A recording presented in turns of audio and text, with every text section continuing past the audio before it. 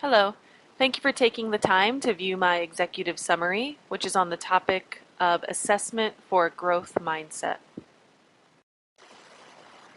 As you can imagine, my motivation for choosing this topic came from reading Mindset by Carol Dweck. To be honest, though, this wasn't a book that immediately impacted me, but rather one that began resurfacing and having a more profound effect over time. Upon reflection, I felt that the ideas presented in the book were such a clear portrayal of a fundamental issue with traditional education. Here we are, we're supposed to be instilling a love of learning and creating lifelong learners in our classrooms, but instead I feel our traditional education practices are restricting people from growing and learning by promoting fixed mindsets. As a result of this interest in mindset, I decided I wanted to investigate the relationship between assessment and mindset, and then to more specifically look into ways to promote a growth mindset through assessment. Therefore, my ultimate research question is, how can educators promote a growth mindset through assessment? But before I can answer that question, I first had 3 preliminary questions that needed to be answered. The first being, what is the difference between a fixed mindset and a growth mindset? The second, what are the implications of each mindset on students? And then thirdly, how do traditional assessment methods promote a fixed mindset? In this executive summary, I won't spend too much time on the first research question since we've all read Carol Dweck's Mindset. But just to refresh you, Dweck proposes 2 mindsets and believes that people possess one or the other. The first is a growth mindset, and if you possess this mindset, then you believe that you can change and grow through effort and experience. And the other is a fixed mindset, which is the opposite. It's when people believe that their qualities are unchangeable.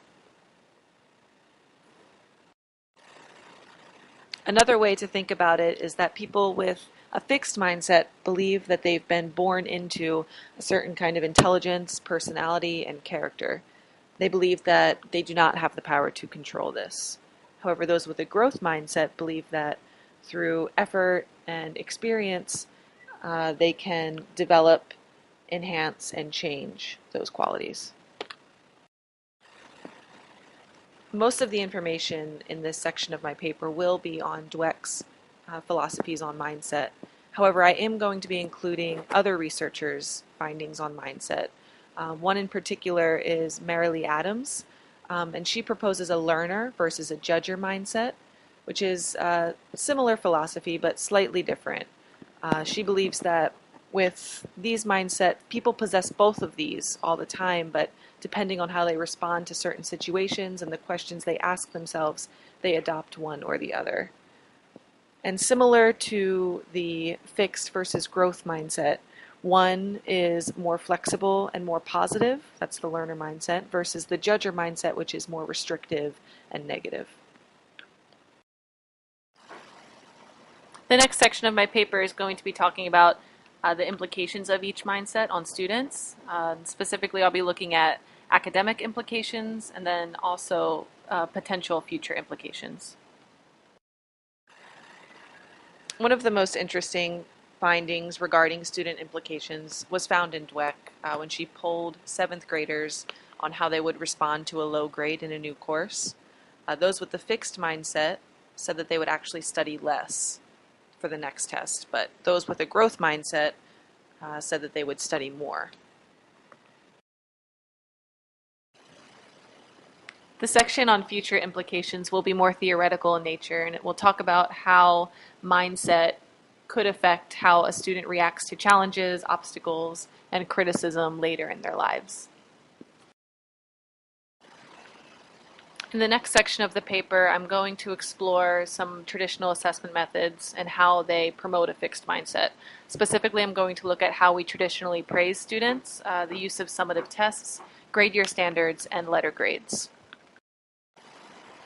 One of the most interesting findings that I came across in this section of the paper had to do with grade level standards and expectations. Specifically, I found a study that looked into the variability of student achievement levels within a given year of school. And the finding was that within any given year of school, whether you're looking at fifth grade or second grade, if you take the most advanced 10% of the class, they're typically between 5 and 6 years ahead of the least advanced 10% of students. So children are beginning school at very different points in their development, and then those differences are persisting throughout their education. So what this means is that for the less achieving students, they're going to be receiving this message year after year that they're performing below standard, uh, ultimately undermining their belief in the relationship between effort and success. This issue does not only affect the less advanced students, it also affects the high achieving students who, in order to promote a growth mindset, need experiences and opportunities to really stretch themselves and persevere through challenges.